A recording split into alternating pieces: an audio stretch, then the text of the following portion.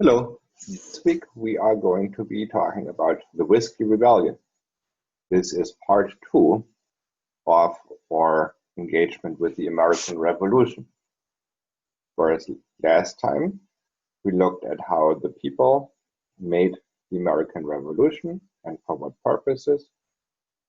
We're still at the stage where the results, the shape that the country would take is unclear. The Whiskey Rebellion demonstrates just exactly how that played out. The thesis, the argument of this lecture is that capitalism was created by a strong centralized government that used force against its own people. And this is what the Whiskey Rebellion signifies. The Constitution had created such a government, and Hamilton, chiefly, as Secretary of the Treasury, used its power for that purpose. He didn't come up with that idea. In fact, in Great Britain, the same had previously happened.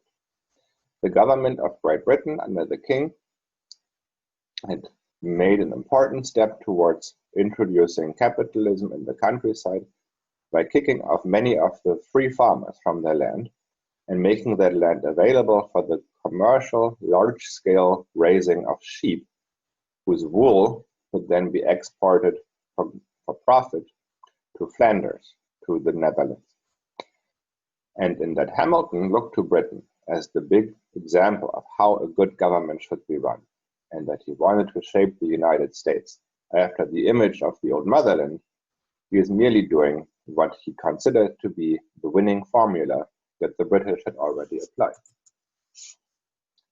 On the timeline here, just as a reminder where we are, in 1776, the United States had come into existence as an independent country, but it took another 7 years of war to assert that independence against the British. That happened in 1783, the recognition of American independence in the Treaty of Paris of 1783. However, that the new country was not yet in a stable shape was clear when in 1786, a rebellion by soldiers and officers of the Continental Army, Shays' Rebellion, shook the government of the state of Massachusetts. And in response to that, a new constitution was drafted in secret in 1787, then in out of one mold was presented without further discussion to the population for ratification, which is to say for approval. Nevertheless, there was a heated debate as to whether this constitution was good and whether it was needed at all. But those who had written the constitution and advocated for it won that debate. It went into effect in 1789, and George Washington, the commander of the Continental Army, became president, first president under this constitution.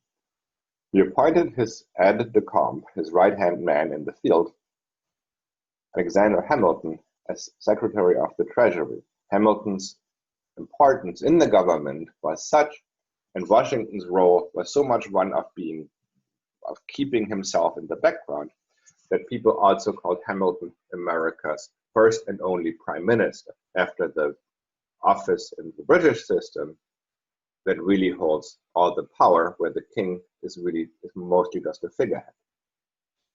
Hamilton's economic policy was supposed to set the country on a path to follow that and eventually rival and surpass the old motherland of Great Britain. Since this was not exactly what many people, if not to say most people, had in mind when they made the revolution. The whole point was to get away from Britain and its political order. The Whiskey Rebellion marks the last-ditch effort by some of the people to stop this trajectory of the United States. It ended in failure, and thus, by 1800, the country came to become more or less a republic. Like I said at the end of last week's lecture, a republic where nonetheless the upper crust, a small group of wealthy individuals, all white adult males, are in charge and hold all the political power, And they use that power and the political system that they operate to maintain a capitalist order, that is to say, to get away from the old traditional economic system of the moral economy that you recall we discussed when we talked about John Winthrop. So let's look at Hamilton's plan, because it tells you something about the way he's thinking. And you've read one part of that plan where he lays out the way he wants to deal with a significant national debt to Congress. The problem Hamilton deals with is that the United States has a debt of $54 million. This debt is exclusively the result of having to pay the troops, buy material, and, in other words, for fighting the War of Independence. That was the price tag of independence. If you remember, however, why the independence movement began in the first place, it had been because of war debt. Britain had fought the 7 Years' War and insisted that the British North American colonists pay a large share of that war debt. And thus they had raised all these revenue measures that led to the protest movement that ended up in the War of Independence. The irony here is that the debt per capita, per person, these $54 million after the fact, is actually worse than the debt that the British had asked the North Americans to pay to begin with. To make matters worse for the new country, the bonds that represent this debt have junk bond status. A bond is a financial instrument where the person who gives money to a corporation or to a government receives a piece of paper in return that says, you have loaned me $100, I owe you that amount of money, and the conditions and terms of the repayment are also laid out. For the most part, these pieces of paper, these IOUs, function like money or like stock in the economy. You can sell them, you can trade them, like you could stock in a company. However, that only works on the assumption that they're worth something. And these bonds are only worth something if the issuing entity, and in this case, they were issued by the United States government, can repay you. If it can't repay you, it's worthless paper. It is a junk bond. And if that is the case, then the creditworthiness of the United States is in question. Investors are going to assume that if you lend money to the United States, you're never going to see that money again. That's a problem because in the day-to-day operation of government, you are going to have to borrow money, if for no other reason than to tide you over stretches of time where you're still waiting for revenue from the main sources of revenue at the time, which were collecting duties on imports and selling land out west. So it could easily lead to the default on the debt of the United States, and that would be bad. It would show that the US is not good for its word. How is Hamilton going to solve that problem? He is not going to pay off that debt. In fact, he is just going to restructure the problem by creating first a Bank of the United States, which is to say a central bank, not unlike what is the modern Federal Reserve. And for every $100, say, that somebody has as an IOU on paper that says the government owes you $100, you're not in fact going to get the money, but you're going to get stock in that bank worth $100. So he's going to convert the war bonds into bank stock. You still don't have the money. Now you have a $100 co-ownership share of the Bank of the United States. Not by accident, this bank is structured exactly like the Bank of England. The Bank of England and the Bank of the United States under Hamilton's plan are privately owned for-profit institutions tasked by government to function as the central bank that finances the operations of government, that holds the treasury, serves as a lender of last resort to financial institutions, where you deposit the taxes and duties that you pay, and so forth. Nevertheless, if that institution makes a profit, and the assumption is it will, that profit goes into private pockets, not back to the government. On the assumption that this bank will be a profitable venture, the government is going to pay 4% interest on the stock. So that money has to come from somewhere. Hamilton is going to come up with that money by mostly imposing import duties on coffee, tea, wine, and distilled spirits. This is something that sounds familiar if you've been paying attention during the American Revolution, because that is exactly what the British were doing in the 1760s and early 1770s. And in fact, this is the reason why people made revolution to begin with. So Hamilton is picking it right up where the British left off by doing the exact same thing. But he's going further. He is also imposing an excise tax, which is to say a tax on goods at the source where they are produced, on domestically distilled whiskey. The British never taxed production of anything in the colonies. So Hamilton is going further, not just taxing more things, but it's a different quality of taxation.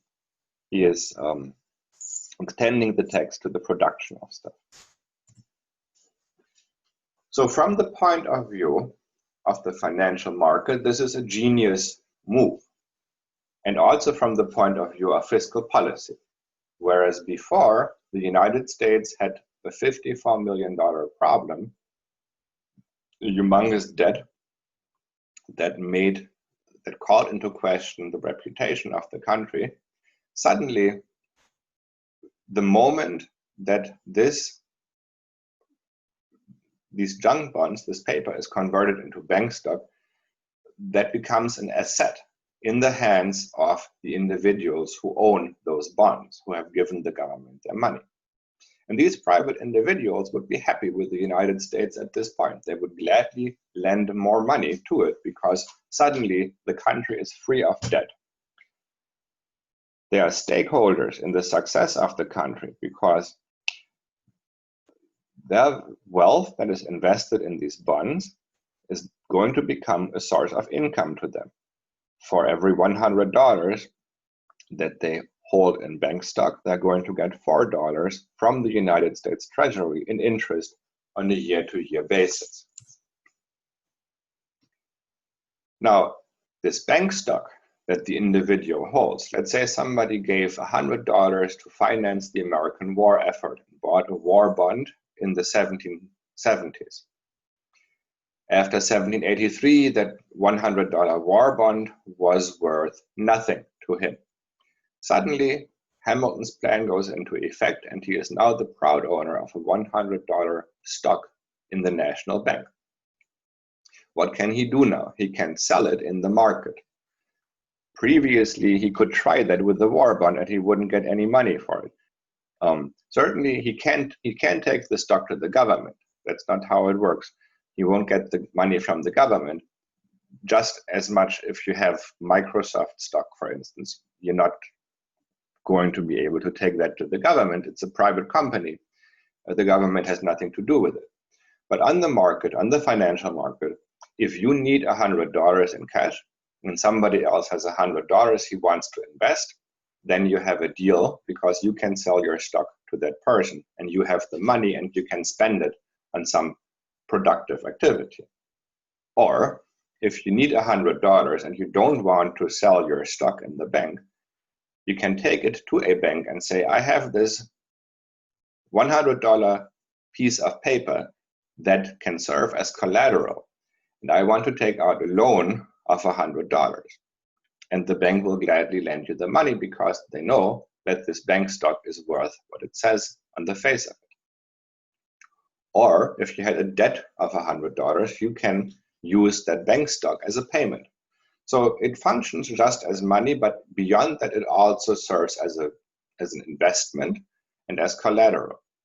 So in reality, you don't just add $54 million worth of stock to the national economy in the hands of private investors, but almost double the amount if every investor held onto that money, they can now consider that part of their net worth, and then went and borrowed money against that value, you would have $108 million that could be invested in productive economic activity.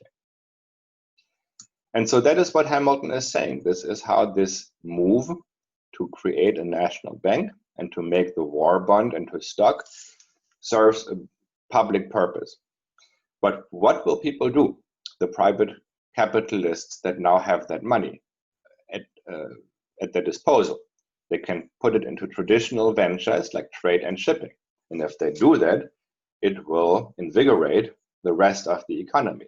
Especially the farmers will be able to sell more things abroad if the merchants have money to spare to finance the exportation. Or you could do something new. You could start building factories to make goods efficiently and sell them cheaply. This is what the British have been doing for about 2 decades at this point. And Hamilton hasn't missed that story. It's a major source of wealth creation and of revenue for the British state that you have a handful of textile factories spinning wool into yarn and then weaving that yarn into fabric and using that to sell cheap machine-made cloth to people to make clothing from. So if the United States can duplicate that model, if they can start their own industry, their own textile industry, that would mean that there is much more wealth that can be created in the country and that stays in the country. At the moment, the United States buy stuff from abroad, manufactured goods. If they can make that themselves, they will make money from the manufacturing and won't have to pay others. And finally, some of that new wealth created will either directly be invested into improving infrastructure, new roads, new ferries, new canals that make it easier to move goods from one place to another. And in many cases, new roads and turnpikes and so forth will make it possible to begin with to actually ship things from the hinterland to market. And this will not just be done by private investors, but it will also be done by government with the taxes that they can collect from the private companies that will be doing so well under this new system. So is this a win-win situation? Hamilton thinks so. Now, 80% of these war bonds had been sold to colonists, which is to say, individuals who gave their life's savings to finance their war effort, to finance their own fight for independence. The remaining 20% had been sold to foreigners, especially in the Netherlands and in England, and those are excluded from that swap, where you can take your war bonds and make them into stock. So it's really just the Americans and the loans that they had given to the government, those war bonds, that are at stake here. And that almost all comes from individuals who gave their money, their private money. It wasn't investment capital, it was really a donation, a contribution to the effort to gain independence. And because the people who had given these $42 million that are the domestic or American part of the debt were not investors with any kind of financial savvy, after the war was over, they considered that money lost. They looked at the paper that they held, at these IOUs, and essentially told themselves, this is now not worth the paper it's printed on. And it so happened that in 1787 and 88, groups of agents started showing up in the countryside, going door to door and asking people whether they held any war bonds that they wanted to get rid of. These agents working for speculators, merchants, and bankers in Boston, Philadelphia, and New York, told their customers that after all, this was worthless paper, and for $1 worth of war bonds, they would give them 2 cents, and they would be much better off for it because they no longer had to worry about that worthless paper, and they now would have some money rather than none at all. And in this fashion, by 1789, a full 95% of these domestic bonds had migrated from individual owners who were not wealthy individuals to a handful of rich merchants and bankers.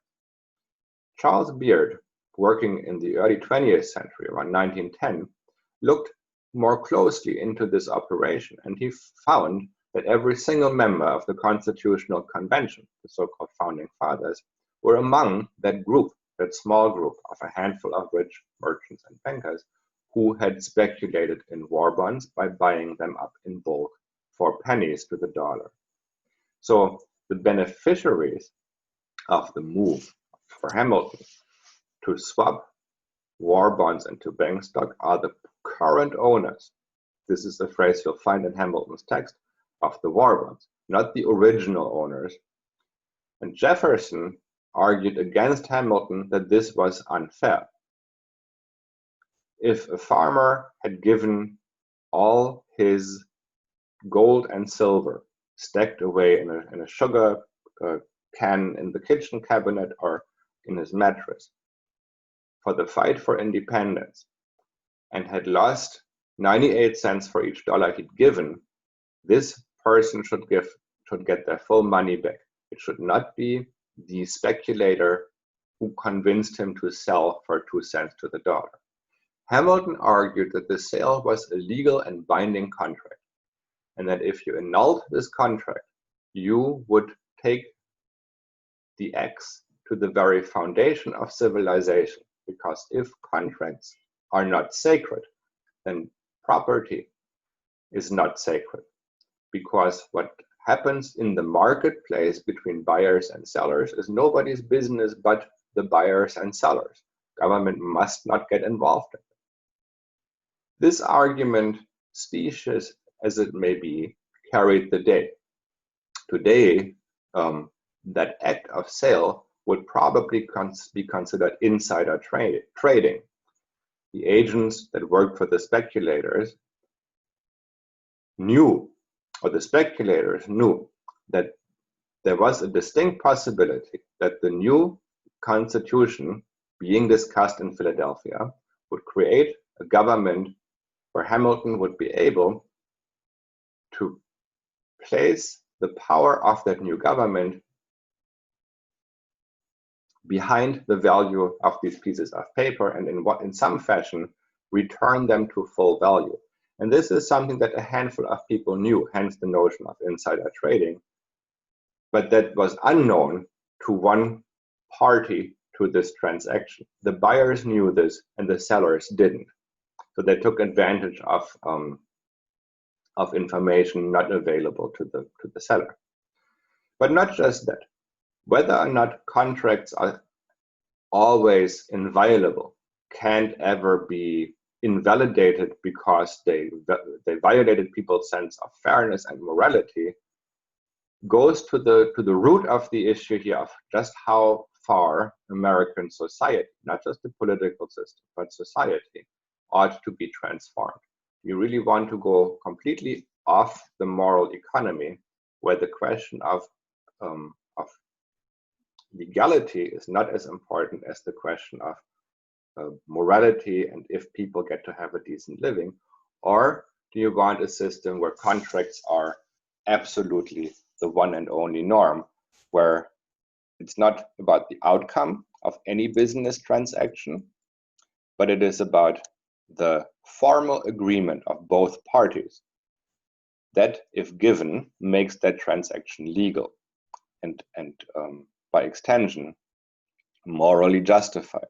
And of course, this is not just important for buying and selling, but the most frequently used form of contract, once you have a capitalist economy fully in place, will be the wage payment. You receive an amount of wages in exchange for performing certain hours of work for your employer. And that contract is valid if both parties agree to it. With a handshake, you say, I'm going to work for you for that amount of money.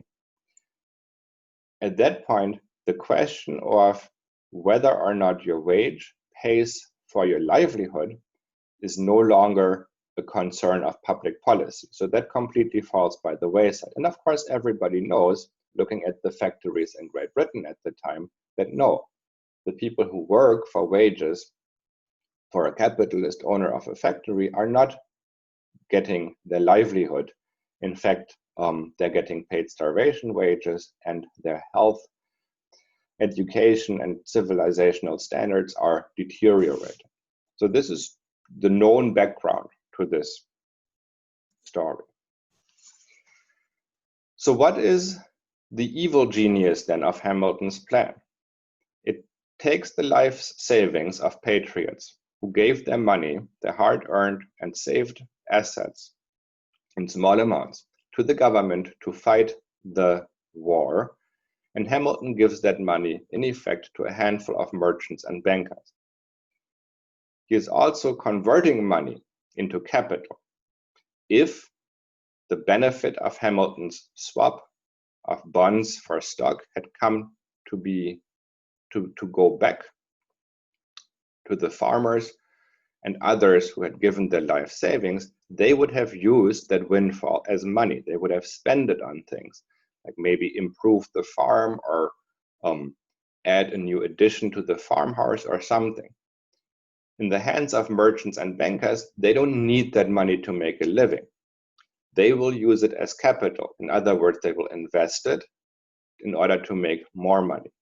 So not just does the social group that owns these assets change, but the nature of that amount of money is transmogrified in the process.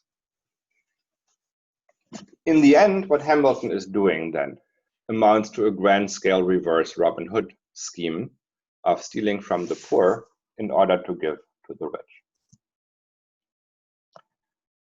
How did Hamilton and his collaborators convince themselves that this was a good idea and that this should and could be done?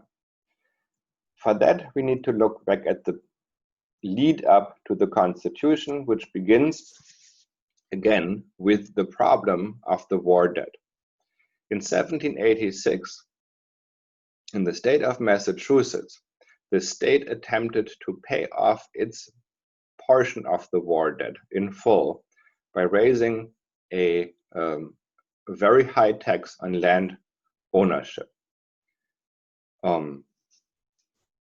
And of course, the reason that this conflict first unfolded in the states is that at that point, this domestic debt was held by the states, who had been the initial entities that sold the war bonds. And it is only because of Hamilton's consolidation in federal hands under the Constitution in 1789 of that debt that the US government becomes the bondholder. So before that, this was a problem of the states. And the different states had different amounts of debt, and the per capita amount also varied. Massachusetts was one of those states where the local economic elite out of colonial times, the merchants of Boston, retained their power even after the Revolution. Because so many of them had been leaders of the Revolution, they were not tainted by association with the old regime. In most other states, power went away from the rich and powerful in the cities and moved towards the country and to the small property owners. This is signified in part by moving the seat of government away from the biggest commercial center of the state. So if you look at the state of New York, the colony of New York was governed from New York City. The state of New York is governed from Albany, the cow town, pardon my French, upriver, up the Hudson River, smack in the center of the state. In Boston, on the other hand, the seat of government remained where the commercial power of the state of Massachusetts is located, and the merchants of Boston controlled the government of Massachusetts. The merchants of Boston also were the very people who had lent money or who had bought up the war bonds issued by the state of Massachusetts. So they were the ones who were eager to get their money back, and they were the ones running the government. And they decided that the government would get their money for them by imposing a tax on land ownership. Now, as merchants, they're not landowners. They own things that are mobile property, ships and goods that get transported on them. For the most part, therefore, they're saying the farmers are going to be the ones to pay that debt so that we get our money back. For many of the farmers in the vicinity of Boston, that was a problem, but it could have been managed. In Western Massachusetts, however, the economy was cash poor, not because people were poor, but because the economy didn't need much cash. You were far from commercial centers, and that meant that your first option when you had a crop of produce on your farm was not necessarily to take that stuff to market, because the transportation cost would eat up most of the profit, but rather to trade with your neighbors. So it was a barter economy, a market economy without cash. But if the government comes in and the tax collector says, you need to pay me in cash, that creates an issue.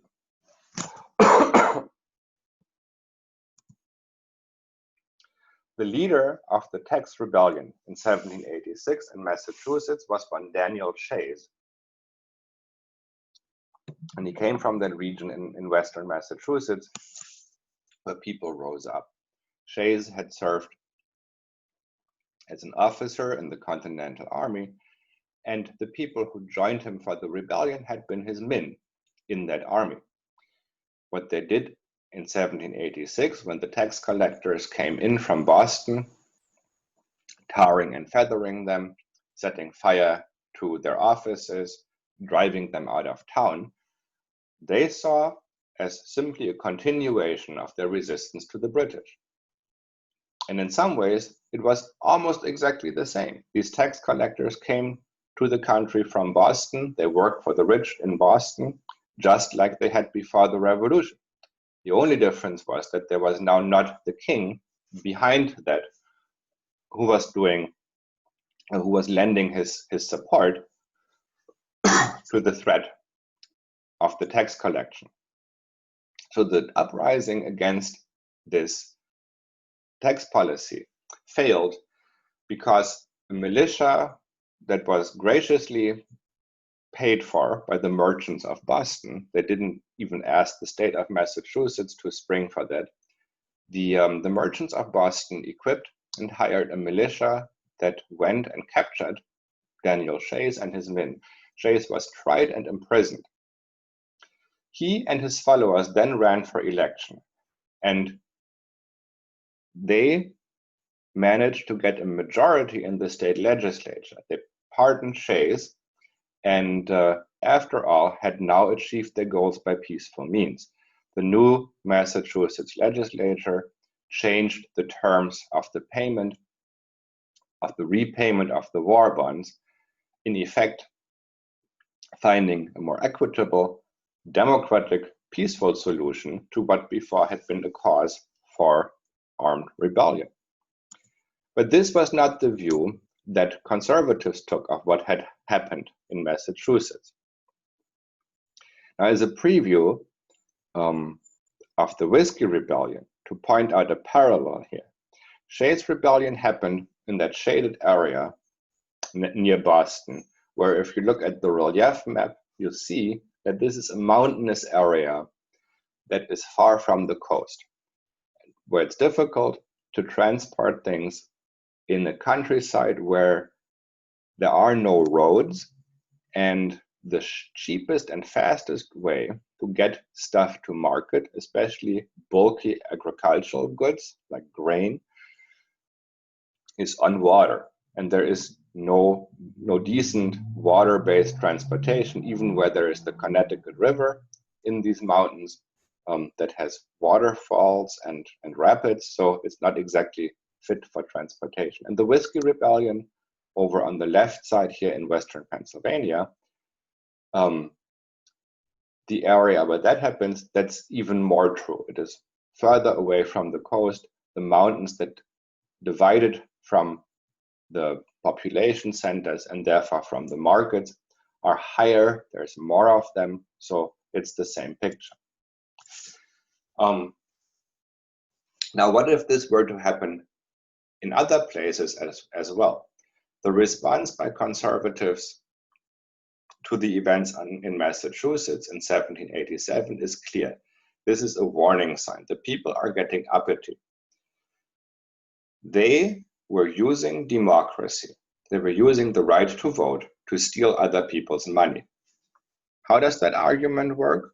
Well, after all, what is at stake here is the right, the property right of the owners of Massachusetts war bonds.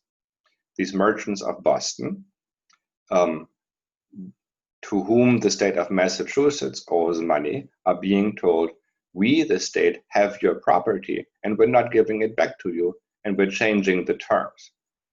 And they're doing that because elected officials, democratically elected officials, who represent the people whose money should have been spent on repaying that debt, are doing it. So democracy is an organized way to steal from the rich, for the people to weasel out of their responsibility to pay up and respect other people's property rights.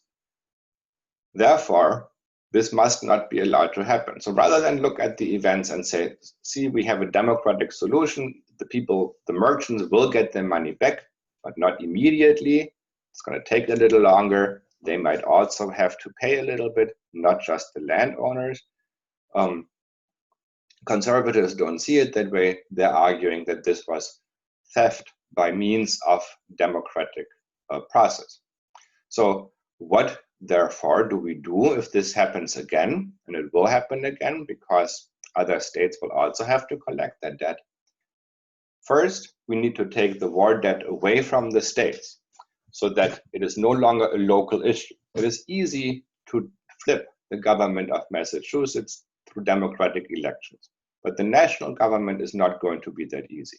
So we remove it from the reach of the people up to the level of the federal state.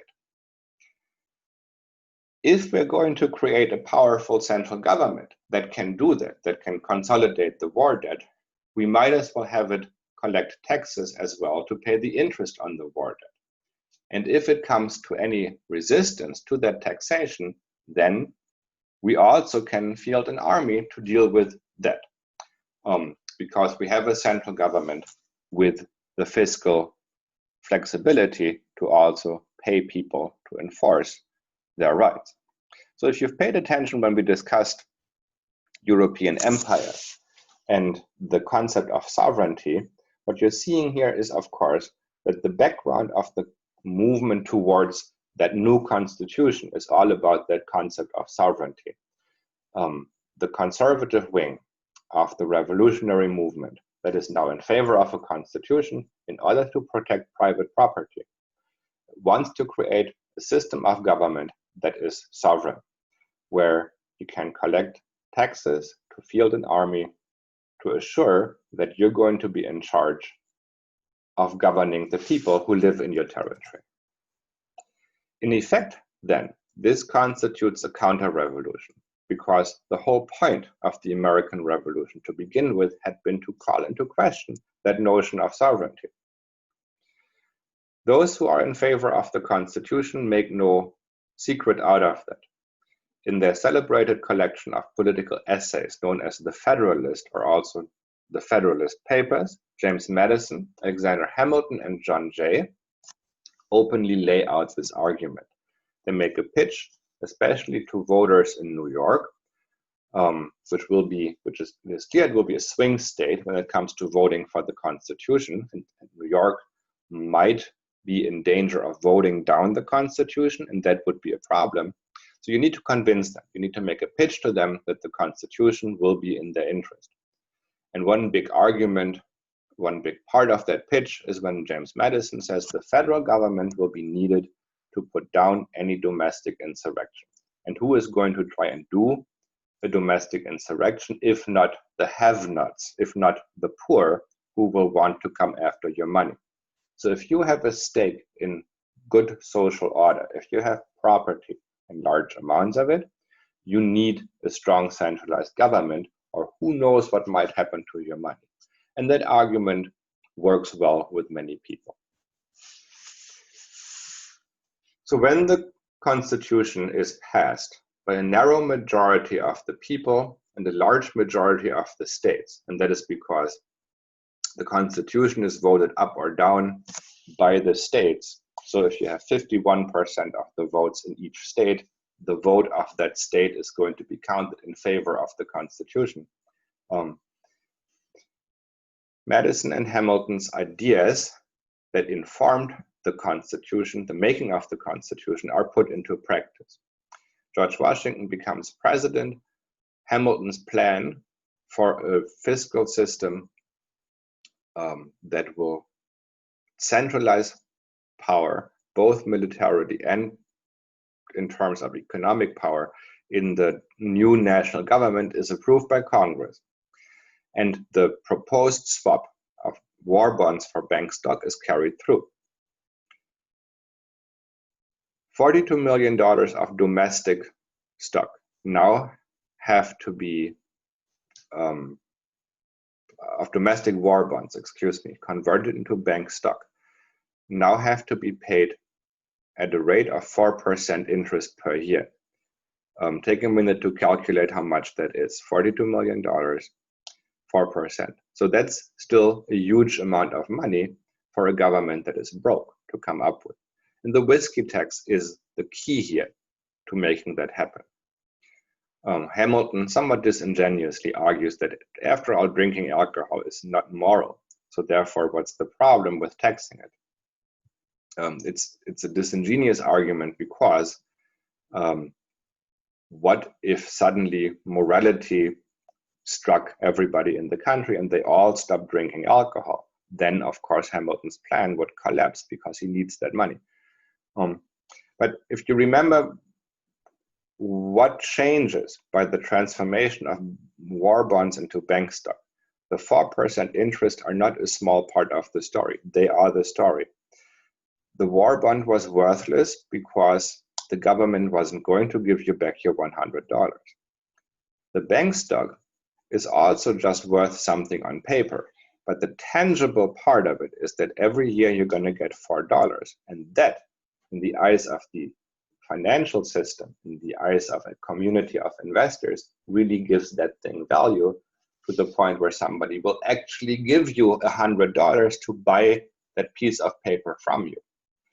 But if it weren't for that interest payment of 4% year in, year out, nobody would pay you for it. So everything really hinges on that payment, and therefore it hinges on the collection of that whiskey tax.